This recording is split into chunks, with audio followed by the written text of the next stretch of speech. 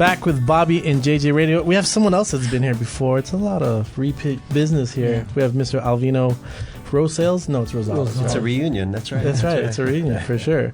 And he's with the 7-Eleven franchising, which is ranked #1 entrepreneurial magazines in 2017 for on the global franchising list, and recognized by Victory Media as a silver level military friendly employer of this year, 2017. Congratulations. Absolutely. Thank you very much. Yeah, let's talk about 7-Eleven, what you guys are doing.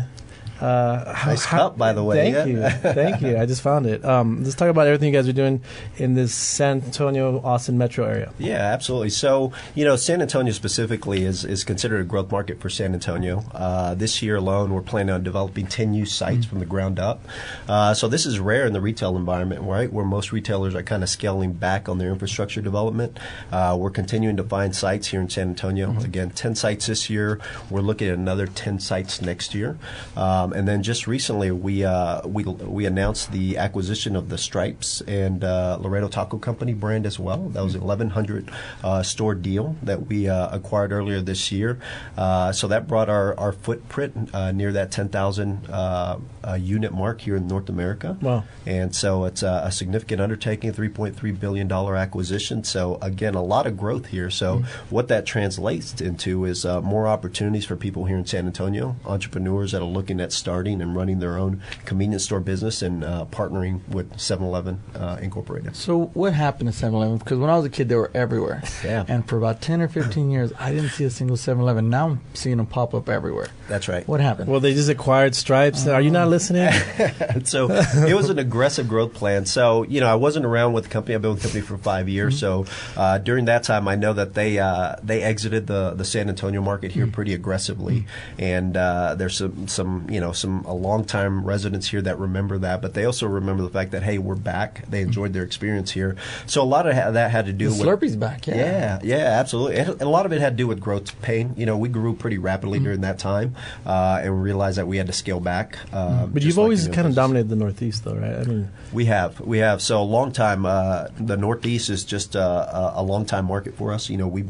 This year we're celebrating our 90th anniversary with 7-Eleven. Slurpee is celebrating their 50th anniversary this year as well. So the company has been around a long time. It's an American icon. We invented the convenience store concept. Sure. And it started here in Texas, right, up in Dallas area. That's where our headquarters is at, and that's where the company was founded and started back in 1927 by the Thompson family. So pretty exciting. It's awesome. So there's a lot of franchises out there. What separates a 7-Eleven from them? Yeah, absolutely. So the biggest thing that separates us is really the way that we're set up our structure. So most franchises in our organization today, you have to come in and you have a significant upfront investment. So the upfront investment is typically acquiring the land, acquiring the building, property, and equipment.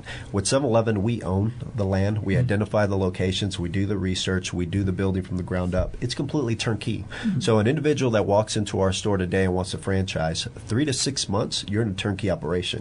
It's stocked with equipment, it's stocked with merchandise, and it's ready to go day one so you can start generating revenue for your business. There is no cost for rent that's associated with running our stores. Our franchisees have a 10-year agreement to be an owner-operator of that system. So what that means is that's a cash flow business, right? It's an opportunity for someone to develop a high amount of cash flow out of these units.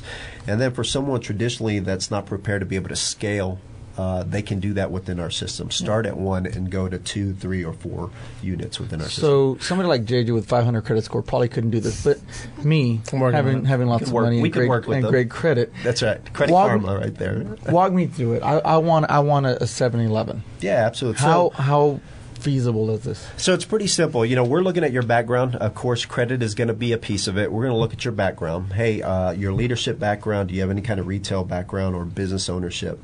Leadership is probably going to be the biggest part of it. Managing people on day-to-day business, the retail part we can teach you.